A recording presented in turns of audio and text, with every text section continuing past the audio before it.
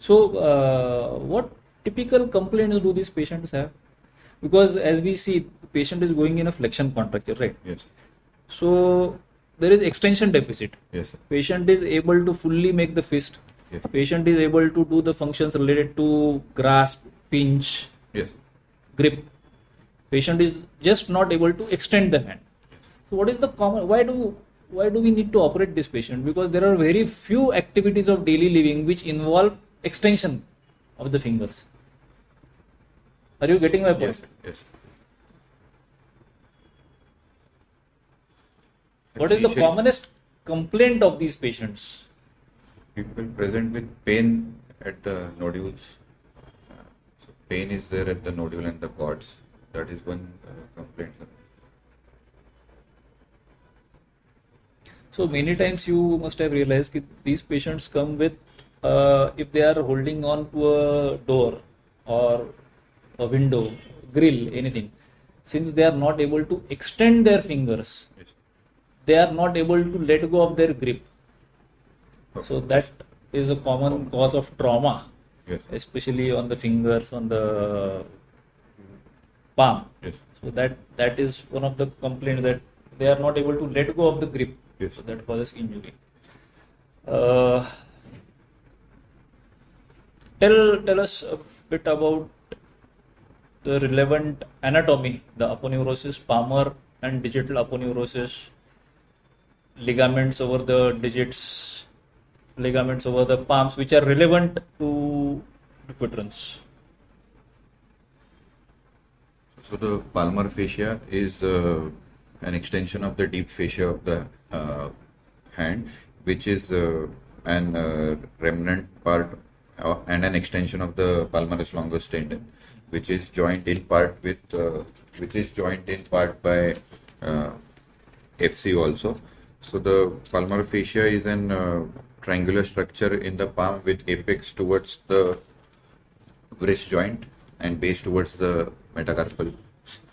Here the fascia gets divided into pretendinous bands. These pretendinous bands are joined by the transverse bands also. The pretendinous longitudinal bands and the transverse bands also give rise to vertical extensions, which go on and attach to the dermis and they are more prominent where we have our natural hand creases and joint creases in the hand. Overlying the MCP level, we have a transverse ligament, which is known as natatory ligament. Okay. The pretendinous bands go beyond and split into two parts. Centrally they So continue. those pretendinous bands go above the natatory ligaments or go below the natatory ligaments? The pretendinous bands divide into three parts, sir. The superficial part goes and directly attaches to the dermis. The second layer, it goes below the natatory ligaments, and the third part goes below and joins laterally at the MCP joint level. What are the relevant ligaments in the digits? Tell us about Cleland's and Grayson's ligament. The Grayson's ligament is the ligament which is volar to the neurovascular bundles, and it is Grayson's ligament.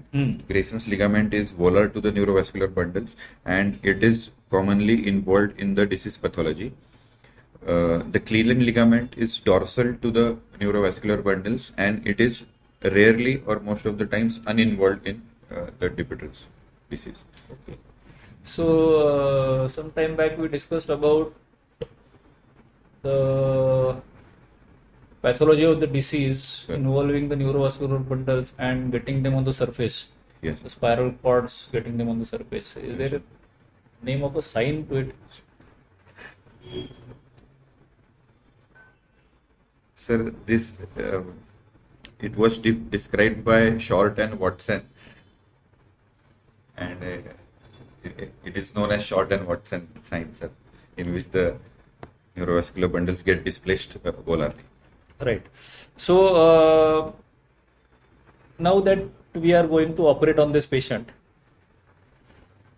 what type of patients are good candidates for surgery? What type of patients are not good candidates for surgery?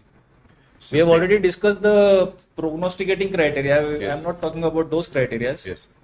But apart from that, who is a good patient, who is a bad patient to operate? Result should be good in which cases? So patients who are compliant, who know the disease pathology and who are compliant with the perioperative and postoperative plan of physiotherapy, these people are compliant. The patients who are who don't have comorbidities and can undergo open surgical procedures should be advised open surgical procedures, and others should be explained about the conservative approaches or at minimal invasive procedures. So there are certain criteria in the hand as well. Now some type of hands have got long, thin, slender fingers. Yes. So those are the type of hands should be operated. Yeah, And, which are good candidates good because these type of muscular hands of laborers, these are more prone to go into CRPS. These are more difficult hands. The outcome in these hands, Yes. as is shown in the literature, Yes. is a bit compromised as compared to long, thin, slender hands, which are more probably give better outcomes. Yes. So what complications do you expect if you are going to operate on this patient? How would you counsel the patient on the complications part of the procedure? I would let him know that, sir, that there is a risk of hematoma formation. There is a risk of the flaps getting ischemic, since they would be very thinly raised.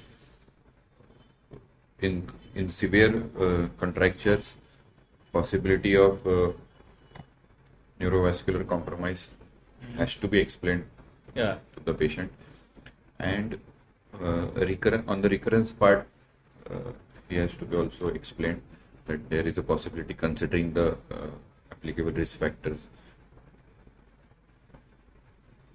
to this patient, sir. And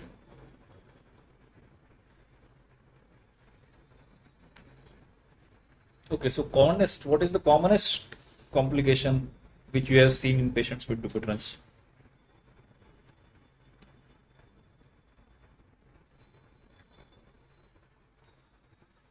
Skinniness of the skin flap, collection or under hematoma or collection. Now you are operating the patient. What would be your post-op course in this particular patient? How would you manage the patient post-operatively? Immediate and long-term. Say till around 3 weeks, what would be the course of events in the post-operative period?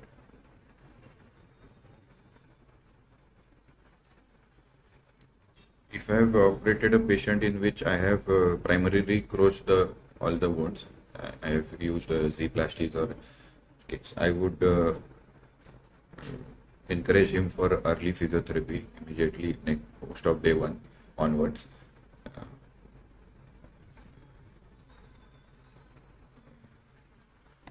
And I would advise, I would advise him regular physiotherapy, and depending on the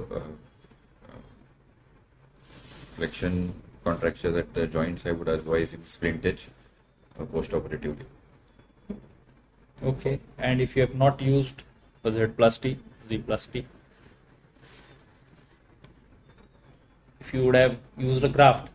Yes, sir. For graft, if I have used a graft, I would tell him, I would observe the mandatory immobilization period of 5 to 7 days, after which I would subsequently... So in which position would you immobilize? I would immobilize him in MCP in 90-degree flexion and IP straights. Okay. What is CRPS? chronic regional pain syndrome 1 and 2. Is it seen in these patients? Yes. When? Post-operative. Perioperative. Hey, post-operatively, obviously, because these typically CRPS is always seen sometime in the post-operative period. So that is not a good candidate because again these patients are very reluctant and the physiotherapy is very difficult. I think the patient which we are having in follow-up has gone into CRPS. He's got that typical color changes around the suture line. The digits have got a reddish sort of changes of sympathetic dystrophies. What about recurrence? How are you going to tackle the recurrence, if at all there is recurrence in this case? If there is recurrence, I will explain him that the disease pathology in itself is known to progress and present with recurrences, and I would advise him treatment for the same, surgical treatment if feasible. What about use of flaps instead of doing a linear closure or a Z-plasty? Yes, sir. Local flap, which is going to sort of cause problems. Yes. And there is going to be terminal necrosis, or as happened in our previous case, there is necrosis of the skin flaps. Yes. So eventually it is going to end up in a contracture. So what if we use flaps? What type of flaps are an option in this case? Local advancement flaps, the surrounding skin, sir. Okay. Dorsal rotation advancement. Dorsal rotation? Cross finger, cross finger we will be able to use for digits or palm. What options do we have? The local advancement flaps, sir. So are distant flaps advisable? Is it recommended?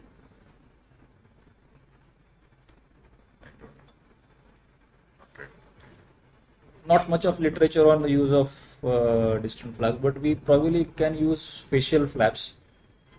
But as is true for all debridements, essentially unless we are clear of the pathology, whatever we use is not going to suffice. The recurrence is mainly because of the disease pathology, because of the contractile forces of the Dupuytren's disease. So unless we are able to get rid of that totally, we are not able to be totally sure that there won't be any recurrence. Without that, distant flaps are going to be difficult. So anything we have missed?